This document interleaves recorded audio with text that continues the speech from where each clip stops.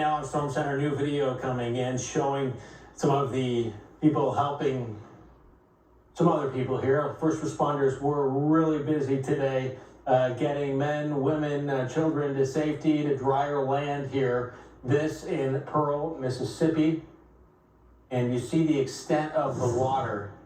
And the extent of the water also obvious here as it is surrounding homes and covering cars, parts of cars, and a lot of neighborhoods across Mississippi. The flood threat is ongoing in a lot of areas here. The heavy rain has moved in earnest into Alabama and Florida, but we're not completely done yet here in Mississippi because there are some heavy showers in Louisiana and in the southern part of the state, but not to the extent of what we've seen earlier. But boy, the damage has been done, and it is still yet to be seen just how bad it is, the extent of it. Someone with firsthand experience, firsthand knowledge of how bad it is and the extent of it, the Weather Channel's Justin Michaels there in Mississippi. What are you seeing and what are you hearing about the damage and the extent of all of this, Justin? Well, I'll tell you what, Chris, it's kind of interesting, and you and I have talked a couple times this evening here on Storm Center about any similarities there may have been to eastern Kentucky and how Chris, you'll remember how that flooding was in so many different little towns, little hamlets speckled all through those eastern Kentucky mountains in Appalachia. Well, there's a similar feel to this flooding in that it's not everywhere. Now, we're in a neighborhood right now. You can see the tree behind me is toppled over. Where I'm standing right now, just a few hours ago, would have been in several feet of water. It's all receded. That's the nature of flash flooding. It comes up in a flash, and it typically goes down in a flash. So this neighborhood was impacted, but a few streets over there, no flooding. And a few streets beyond that, there may be more flooding. And a couple miles that way, a little more flooding, but a couple miles past that, no flooding.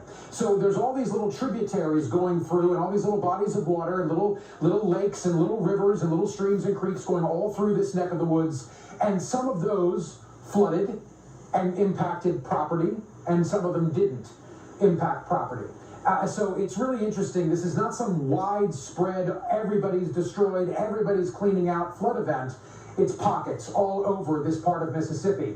Now, another major issue for folks who live here is the fact that some of this flooding happened in places that it's never happened before, meaning people had home insurance. Of course they had that. They didn't have flood insurance.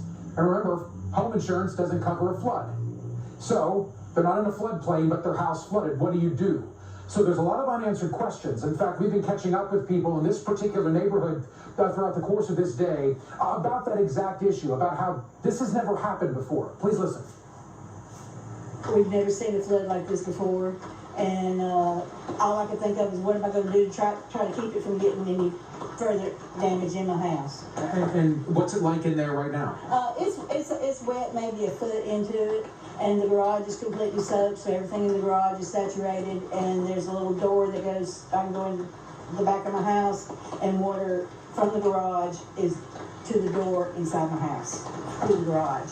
Are you doing okay? Yeah, I'm okay. I mean, what can we do, you know? This area is not known for flooding, so we don't have flood insurance. I don't think anybody has flood insurance because this has pretty much never happened.